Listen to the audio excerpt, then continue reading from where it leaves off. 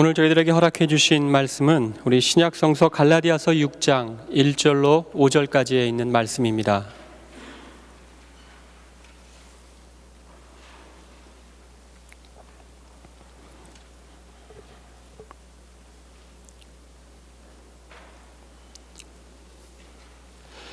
하나님의 말씀입니다. 형제들아, 사람이 만일 무슨 범죄한 일이 드러나거든 신령한 너희는 온유한 심령으로 그러한 자를 바로잡고 너 자신을 살펴보아 너도 시험을 받을까 두려워하라. 너희가 짐을 서로지라. 그리하여 그리스도의 법을 성취하라. 만일 누가 아무것도 되지 못하고 된 줄로 생각하면 스스로 속임이라. 각각 자기의 일을 살피라. 그리하면 자랑할 것이 자기에게는 있어도 남에게는 있지 아니하리니 각각 자기의 짐을 질 것이라. 아멘. 파란 이파리들이 낙엽으로 떨어지고 또 죽은 듯 앙상한 이 가지만 남았던 이 나무들이 계절이 바뀌면 또다시 어느새 파란 이파리를 드러내면서 또 왕성한 생명력을 드러내는 것을 보면서 이 자연의 섭리 속에 역사하시는 하나님의 놀라운 그 은혜와 섭리를 저희 다시금 깨달을 수 있게 됩니다. 그것이 바로 이 생명의 힘이 아닐까라는 생각을 해보게 돼요. 생명이 있는 것은 공통점이 있는데 그것은 늘 자란다라는 겁니다. 자라고 자라서 성장한다라고 하는 거예요. 사실 신앙생활은 생명의 활동입니다. 생명 대신 주님께서 우리 안에 거하시고 우리 안에 역사하시며 우리가 그분의 뜻 가운데 순종하는 것이 바로 신앙생활 아니겠습니까? 그렇기 때문에 신앙생활 가운데 반드시 드러나야 하는 것은 변화된 삶의 모습이라고 하는 것이에요. 자, 그러면 여러분들은 주님을 만나 신앙생활을 하면서 여러분의 삶이 얼마나 많이 변화되셨습니까? 하나님의 자녀로서 하루하루 주님을 닮아가고 계십니까? 어제보다 오늘이, 작년보다 올해가, 5년 전보다 지금이 확실히 뭔가가 달라진 것이 여러분의 삶 속에 있으십니까? 하루 일과 중 주님을 생각하는 시간이 더 많아지셨습니까? 말씀 보고 기도하는 시간이 여러분의 삶 속에 더 늘어나셨습니까? 작고 사소한 것에 담긴 주님의 뜻을 헤아리면서 감사하면서 사셨습니까? 갑자기 불어닥친 감당할 수 없는 불행한 일에도 다급해하거나 당황해하지 않으면서 온전히 주님께 다 맡길 수 있는 믿음이 여러분 가운데 있으십니까? 갑자기 부어주신 특별한 축복이 있음에도 불구하고 겸손을 잃지 않고 흔들림이 없이 청지기로서 주님이 원하시는 뜻대로 축복의 통로의 삶을 살고 계십니까? 그리고 지금, 바로 지금 예배를 통해 느껴지는 주님의 사랑의 손길에 감격해하며 주님 주시는 말씀에 아멘하며 화답하실 준비가 되어 있으십니까? 그래서 주님 한 분만으로 만족해하며 주님과 함께라면 주님만으로 충분합니다라는 고백과 함께 주님 때문에 뭐든지 참아낼 수 있고 견뎌낼 수 있다면, 그 모든 조건과 환경을 이길 수 있다면 우리는 분명 하나님 은혜 가운데 변해가고 있다라고 하는 것입니다. 주님은 그런 성숙한 믿음의 사람, 주님을 닮아가는 주님의 성품으로 변화되어가는 사람으로 우리를 만나기를 원하십니다. 오늘 본문은 그런 주님의 사랑으로 변해가고 자라가기를 소망하는 이 주님의 마음을 품은 사도 바울의 갈라디아 교회를 향한 권면의 말씀이 바로 오늘 본문의 내용입니다. 갈라디아 교회는 1차 전도 여행 때 세워진 교회입니다. 복음의 씨앗이 심기어서 교회가 자라는 과정 속에 이 갈라디아 교회는 큰 문제에 직면하게 되죠. 그것은 바로 율법주의라고 하는 것이었습니다. 특별히 예루살렘에서 온 몇몇 유대인들이 사도 바울의 가르침이 잘못되었다라고 이야기를 하면서 율법주의를 강조하게 되고, 갈라디아 교인들 가운데는 율법과 복음을 혼동하여서 어려운 신앙생활 가운데 있는 그런 상황에 빠지게 되었습니다. 율법이 복음으로 가는 중요한 조건이 되고 말았던 것이었는데요, 결국은 율법이라고 하는 것이 하나님을 섬기고 예수님을 섬기는데 걸림돌이 되고 말았고요, 실제로 이방인이면서 나이가 많은 사람이 할례를 행하는 그런 일들조차 갈라디아 교회 안에는 일어나고 있었던 겁니다. 교회 안에는 많은 갈등이 생기게 되었고 어려움이 생기게 되었고 생명체로서 건강하게 자라지 못하는 문제에 직면하게 되었던 거예요. 이런 공동체의 어려운 소식을 들은 사도 바울은 갈라디아 교인들의 율법주의적인 신앙을 바로잡고 그리스도의 법은 율법이 아니라 바로 사랑의 법이라고 하는 강조의 내용을 담아 갈라디아 편지를 그들에게 보내게 됩니다. 사도 바울이 갈라디아 교인들에게 전했던 그리스도의 사랑, 그것이 바로 오늘 우리가 믿음으로 살아가게 하는 가장 중요한 근거와 기초가 될 수 있다고 하는 것이에요. 어느 나라든 그 나라의 법이 있습니다. 그 나라의 법을 따를 때에 그 나라의 국민으로 그 나라의 보호를 받으며 살아갈 수 있습니다. 마찬가지로 우리는 하나님의 백성입니다. 그렇기 때문에 하나님 나라의 법, 그리스도의 법이 우리의 삶 속에 우리를 주관하게 하고 우리가 그 법을 따라 순종하며 살아가게 될 때 하나님의 자녀로서의 안전하고 능력 있는 믿음의 삶을 살아갈 수 있게 되는 거예요. 그리스도의 법을 알아 그 법을 따라 살아간다고 하는 것, 그것은 실제적인 우리의 신앙생활과 관계가 있고요. 그것이 바로 우리를 향한 하나님의 가장 원하시는 하나님의 마음이 될 것입니다. 그리스도의 법은 한마디로 사랑의 법입니다. 자, 그러면 이 사랑의 법, 그리스도의 법을 성취한다는 것, 오늘 본문은 우리에게 구체적으로 몇 가지로 제시해주고 있는데요. 그 첫 번째는 다른 사람의 허물을 대할 때에 온유함으로 대해야 한다라고 하는 것이에요. 사람은 누구나 의도하지 않은 실수나 잘못을 할 수 있습니다. 계획적으로 일을 저지르거나 범죄를 할 수 있지만 그런 경우를 제외하고 자신의 의사와는 상관없이 실수하거나 잘못할 수 있습니다.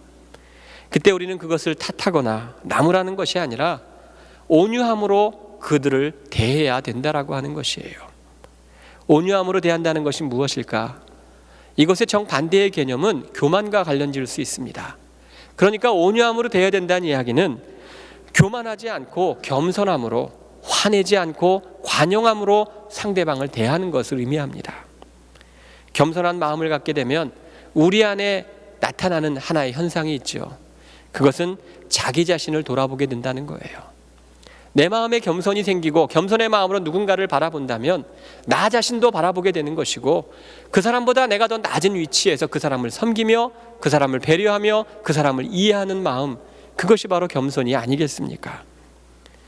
그러니까 온유함으로 대하라고 하는 말은 다른 사람의 허물을 겸손함으로 바라보고 자신을 돌아보아서 그가 행했던 허물과 잘못을 나도 똑같이 범할까 두려워하고 경계하라고 하는 그런 의미의 말씀인 거예요. 하지만 우리의 속성은요, 그렇지 않습니다. 죄악된 속성을 가지고 있기 때문에 다른 사람의 허물을 판단하고 다른 사람의 죄악을 정죄하고 멀리하는 그런 습성을 우리는 가지고 있습니다. 너무나 쉽게 판단하죠. 누군가를 판단할 때 내 기준으로 판단합니다. 어떤 사건을 해석할 때 내 가치관으로 그 사건을 해석합니다. 그때 많은 문제가 나타나게 되는 거예요. 한 의사가 응급수술을 위한 긴급 전화를 받고 병원에 급히 들어와 수술복으로 갈아입고 수술실로 향하고 있었습니다. 그때 이 의사는 병원 복도에서 자기를 기다리고 있는 한 소년의 아버지와 마주치게 됩니다. 의사를 보자마자 이 아버지는 의사에게 소리를 지릅니다. 오는데 하루 종일 걸리나요? 당신은 내 아들의 생명이 얼마나 위급한지 아십니까? 의사로서의 어떤 책임도 당신은 없나요? 그러자 이 의사는 미소를 지으며 그 아버지에게 이렇게 이야기를 합니다. 죄송합니다. 제가 외부에 일이 있어서 전화를 받자마자 달려왔습니다. 수술을 시작할 수 있도록 마음을 진정해 주세요, 아버님. 그러자 이 아버지가 의사에게 대뜸 화를 냅니다. 진정하라고? 만약 당신의 아들이 지금 여기 있다면 당신은 진정할 수 있습니까? 내 아들이 죽으면 당신이 책임지시겠습니까? 소년의 아버지는 매우 화를 내며 의사에게 따졌지만 의사는 여전히 미소를 지으며 그 아버지에게 대답합니다. 아들을 위해서 기도해 주세요. 분명 하나님의 은혜가 당신의 아들에게 있을 겁니다. 의사가 이야기를 하고 수술실로 들어가자 이 아버지는 혼잣말로 자기 아들 아니라고 편하게 이야기하는구만 속으로 중얼거립니다. 몇 시간의 수술이 끝나고 의사는 밝은 표정으로 나오죠. 의사가 아버지에게 이야기를 해요. 다행히 수술이 잘 되어 당신의 아들의 생명에는 지장이 없을 것 같습니다. 더 궁금한 게 있으면 간호사에게 한번 물어보세요. 이렇게 이야기를 하고는 소년의 아버지의 대답을 듣기도 전에 의사는 급하게 달려나갑니다. 그러자 이 아버지는 또다시 트집을 잡습니다. 저 의사는 왜 이렇게 교만한 거야? 내 아들의 상태를 묻고 대답하기도 전에 도대체 짧은 시간도 기다릴 수 없는 참 성급한 사람이야. 그때 이 이야기를 듣고 있던 간호사가 그 아버지에게 이야기를 합니다. 의사 선생님의 아들이 어제 사고로 목숨을 잃었습니다. 장례 중에 전화를 급히 받고 지금 병원으로 들어온 겁니다. 선생님의 아들을 살리고 장례를 마무리하려고 계신 거예요. 자, 이 이야기를 듣자 그 아버지는 너무나 미안해하고 너무나 민망해하며 어쩔 수 없는 그런 상황에 있었다는 이야기예요. 여러분, 다른 사람을 너무나 쉽게 판단하지 마시기 바랍니다. 그가 어떠한 인생을 살았고 그가 어떠한 인생을 살고 있는지 우리는 쉽게 알 수 없습니다. 나름대로의 이유가 있다고 하는 것이에요. 그러므로 우리는 우리의 생각의 방향과 생각의 태도를 말씀 안에서 점검하고 또 조정해야 할 필요가 우리 가운데 있다고 하는 것이에요. 내 생각이 다 옳은 것은 아니라고 하는 거죠. 종종 신앙생활을 하다 보면 많은 분들이 내 생각이 가장 옳은 것으로 이야기를 합니다. 근데 상대방이 그것을 그냥 받아들이면 문제가 없을 텐데 그 함께하는 또 상대방은 자신의 생각이 옳다라고 주장을 하기 시작하면 서로가 양쪽으로 치닫게 되고 감당할 수 없는 일이 벌어지는 경우가 많이 있다고 하는 것이에요. 사진관에서 사진을 찍을 때면 여러분 얼마나 사진을 많이 찍습니까? 가족 사진 많이 찍어 보셨잖아요. 한 커트를 찍기 위해서 이 한 포즈를 잡기 위해서 수십 커트를 찍습니다. 이쪽에서 찍어보고 이쪽에서 찍어보고 여러 곳에서 사진을 수십 번 수백 번을 찍은 끝에 가장 좋은 위치를 잡아서 거기서 사진을 찍어 마무리합니다. 여러분, 우리가 어떤 사물을 바라볼 때는 항상 좋은 위치가 있습니다. 사람을 바라보든 사물을 바라보든 가장 좋은 위치에서 바라보고 사진을 찍으려고 하는 것이 상식적이라면 누군가를 바라보고 그들을 대할 때에 우리 역시 가장 좋은 위치에서 좋은 관점에서 사랑의 마음으로 이해의 마음의 관점에서 그를 바라보아야 하는 것이 옳은 모습이 아니겠습니까? 과연 나는 누군가를 바라볼 때 어떠한 관점에서 그를 바라보고 있는가? 여러분의 삶을 다시 한번 점검해 볼 수 있는 귀한 시간이 되었으면 좋겠습니다. 주님은 우리를 온유와 긍휼의 마음으로 사랑의 마음으로 대해 주셨습니다. 주님은 우리에게 위압적이지 않으셨습니다. 권위적이지 않으셨습니다. 주님은 힘으로 우리를 누르지 않으셨습니다. 우리를 이해하시고 우리를 구원하시기 위해 친히 인간의 몸을 입고 이 땅에 오셔서 사람들과 똑같이 생활하셨고 조롱을 받으셨고 고통을 받으셨고 핍박을 받으시며 우리가 겪어야 할 모든 삶의 문제와 아픔까지도 친히 경험하셨습니다. 그리고 십자가의 사랑으로 우리를 향한 주님의 사랑을 확증하셨던 것이에요. 그러니까 다른 사람의 허물을 온유함으로 대하게 된다면 결국 예수님이 가지셨던 그 마음, 우리 마음속에 자라게 될 것이고 그 사람의 어려움을 결국은 그 사랑을 통해 이해하게 되고 실수와 잘못으로 무거운 짐을 같이 질 수 있는 그 마음이 생겨날 수 있다고 하는 겁니다. 그러므로 그리스도의 법을 성취한다는 것의 두 번째 특징은요, 서로의 짐을 함께 지어주는 것이에요. 오늘 본문에 보면 짐이라고 하는 단어가 2절과 5절에 두 번 나타납니다. 우리가 읽고 있는 이 한글 성경에는 똑같은 짐이라고 하는 단어로 쓰여 있지만 이 헬라어 원문을 보게 되면 이 짐이라고 하는 단어가 다른 단어로 쓰였던 것을 우리는 발견할 수 있습니다.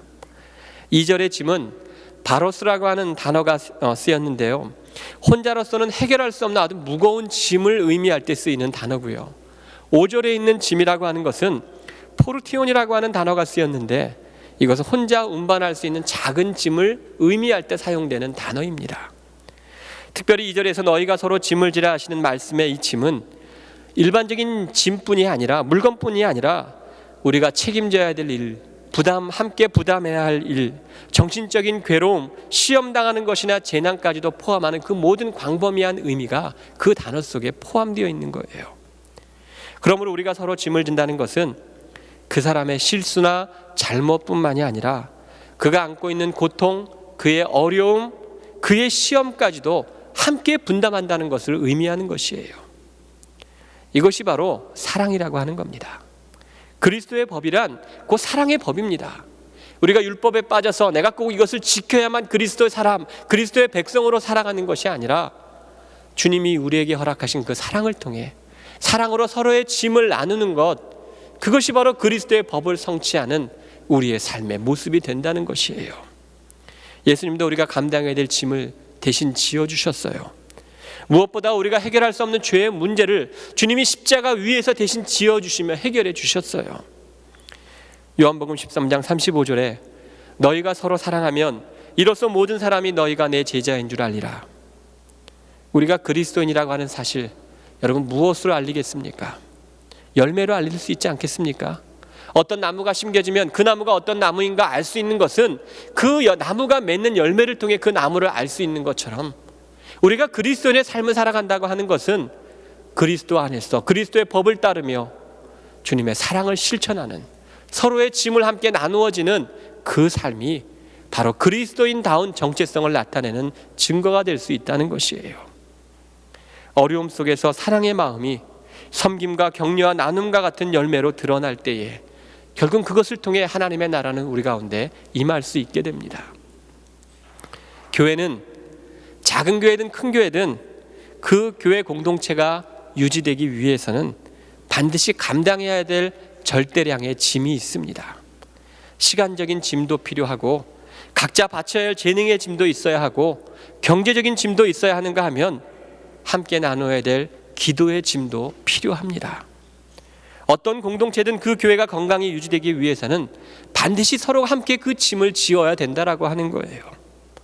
예를 들어서 10이라고 하는 짐이 있다면 혼자 그 10이라고 하는 짐을 지기엔 너무나 감당할 수 없고 힘이 들 수 있지만 10명이 함께 나눈다면 10분의 1만 짐을 질 때에 그 짐은 가벼울 수 있습니다. 5명이 함께 그 짐을 나눈다면 5분의 1의 짐을 질 수 있기 때문에 그 짐은 훨씬 가벼울 수 있습니다. 혼자서는 할 수 없지만 함께라면 할 수 있다고 하는 것이에요. 더 나아가 짐을 서로 진다는 것은요, 실수한 사람, 연약한 사람, 잘못한 사람의 아픔과 상처까지도 우리가 함께 사랑으로 대하는 사랑의 반응일 수 있다는 것이에요. 결국 내가 함께 지어야 할 남편의 짐, 아내의 짐, 그것이 무엇인가를 깨달아 함께 지어주는 것이 사랑입니다. 내가 지어야 할 부모의 짐, 내가 지어야 할 자녀의 짐, 아니 공동체 안에서 내가 지어야 할 집사님의 짐, 권사님의 짐, 장로님의 짐, 목사의 짐, 그것을 함께 나누는 것이 그리스도 안에서 그리스도의 법을 이루어가는 신앙인 생활의 모습이라고 하는 것이에요. 예전에 짐을 옮길 때 지게를 이용하지 않았습니까?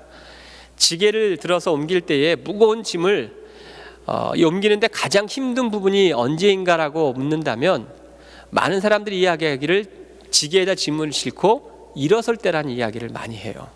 일어서기만 한다면 지팡이를 짚고 겨우 그 짐을 옮길 수 있는데 무거운 짐을 지게에 얹고 일어서는 그 순간에는 힘이 많이 필요하다는 거예요.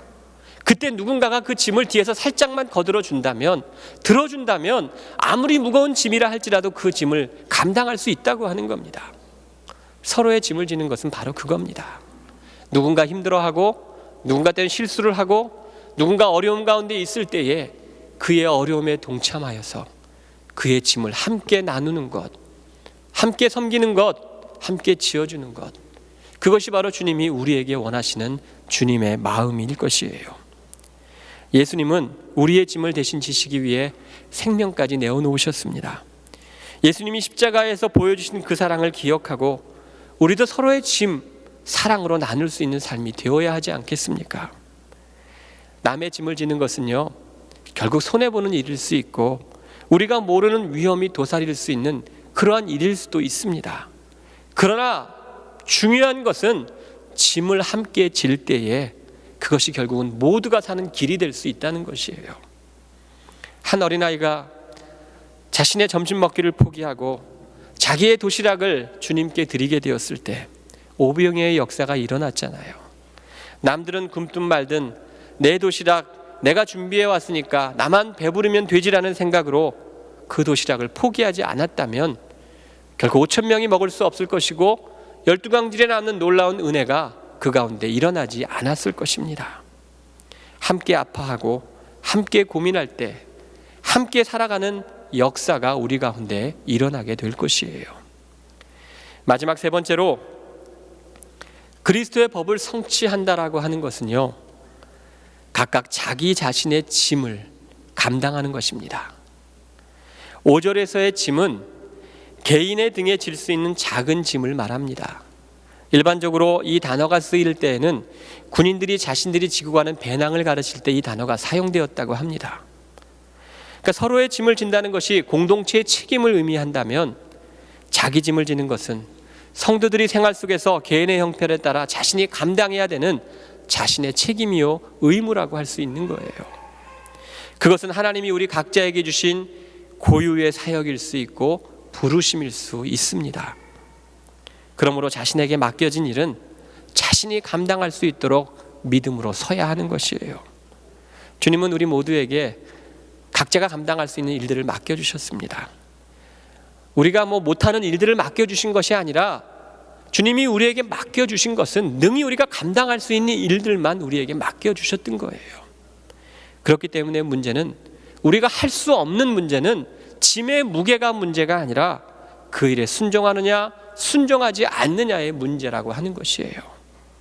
이 일은 교회에서 어떤 분은 집사님으로, 어떤 님은 권사님으로, 어떤 님은 장로님으로, 어떤 님은 교사로, 어떤 분은 성가대로 자신에게 맡겨진 직분이 맡겨졌습니다. 과연 나는 나에게 맡겨진 이 직분에 믿음으로 순종하며 하나님의 법을 이루어가고 있는가? 나에게 맡겨진 직분이 어떤 명예고 계급장이고 드러낼 수 있는 어떤 나의 자랑거리가 아니라 그것이 바로 하나님을 온전히 섬기게 주님이 허락하신 주님의 거룩한 우리의 사명이요, 우리가 감당해야 될 짐임을 우리는 다시 한번 깨달아야 한다는 거예요. 가정에서는 아내는 아내로서, 남편은 남편으로서, 부모는 부모로서, 자녀는 자녀로서 그 해야 할 일들, 주어질 일의 책임을 다하라는 뜻이 되는 거죠. 물론 이 일은 직장에서도 동일하게 적용될 수 있습니다. 자신의 일을 감당하지 못할 때 그곳에서부터 정체가 생깁니다. 생명이 흐르는 곳에는 반드시 흐름이 있어야 되고 움직임이 있어야 되고 섬김이 있어야 되는데, 생명이 있는 그 흐름에 정체가 있게 될 때 거기서 문제가 생기기 시작하는 거예요. 이것은 마치 우리 몸의 혈관이 막혀서 그것이 터지고 몸에 치명적인 어떤 상처와 아픔을 갖고 오는 것과도 같다라고 하는 것이에요. 자신에게 주어진 일에는 반드시 책임이 따르게 되어 있습니다. 우리를 불러주신 하나님의 부르심 속에는 반드시 우리가 믿음으로 반응해야 하고 반드시 감당해야 하는 책임이 그 속에는 있다라고 하는 거예요. 하나님 앞에 내가 믿음으로 고백하고 내가 결단하고 내가 하나님 앞에 서약했던 그 모든 일들 속에는 나의 권리만 있는 것이 아니라 주님 앞에 드려져야 하는 아름다운 헌신의 책임이 뒤따라야 한다라고 하는 것이에요. 제 친구 목사가 하는 이야기 중에 부교육자 시절에는 1년에 한 번 있는 휴가철만 되면 이 셀폰을 꺼놓는답니다. 왜냐하면 모처럼 만에 얻은 휴가, 셀폰을 켜놓으면 여러 가지 교회 일들이 생겨갖고 물어보는 전화, 갑자기 상을 당했거나 여러 가지 일이 있어서 이 휴가가 엉망이 된다는 거예요. 그래서 전화를 꺼놨답니다. 그런데 제 친구 목사가 한 교회를 맡는 담임 목사가 되면서부터 책임이 많이 늘어나기 시작했다는 거예요. 그래서 365일 24시간 셀폰을 꺼둘 수가 없다는 거예요. 자신에게는 작은 5분이 될 수 있을지라도 성도 한 사람에게는 평생이 될 수 있는 귀중한 시간이 될 수 있기 때문에 한 시간 한 시간이, 한순간 한순간이 귀중한 시간이고, 그러다 보니까 문득 잠이 깨면 이 셀폰을 확인하는 습관까지 생겼다는 이야기를 들었습니다. 그것이 각자의 짐을 지고 가는 삶의 구체적인 모습일 수 있는 거예요. 우리 모두에게는 그 짐이 다릅니다. 목사는 목사에게 짐이 있고, 장로님은 장로님들에게 짐이 있고, 권사님은 권사님에게, 집사님은 집사님에게 맞는 나름대로 하나님이 지고 갈 수 있는 짐들을 허락해 주셨습니다. 그 짐을 올바로 지는 것, 그 짐의 책임을 다하는 것, 그것이 하나님의 자녀로서 이 땅을 살아가는 그리스도의 법을 이루는 모습이 될 것입니다. 예수님은 마태복음 11장에서 수고하고 무거운 짐진 자들아 다 내게로 오라, 내가 너희를 쉬게 하리라. 나는 마음이 온유하고 겸손하니 나의 멍에를 메고 내게 배우라. 그리하면 너희 마음이 쉼을 얻으리니 이는 내 멍에는 쉽고 내 짐은 가벼움이라. 저에게 말씀하셨습니다. 예수님은 우리에게 쉬게 하시겠다고 말씀을 하셨지 짐을 없애주겠다고 말씀하지 않으셨어요. 나의 멍에를 메고 내게 배우라고 또한 주님은 말씀하셨어요. 이 말이 무슨 뜻인가?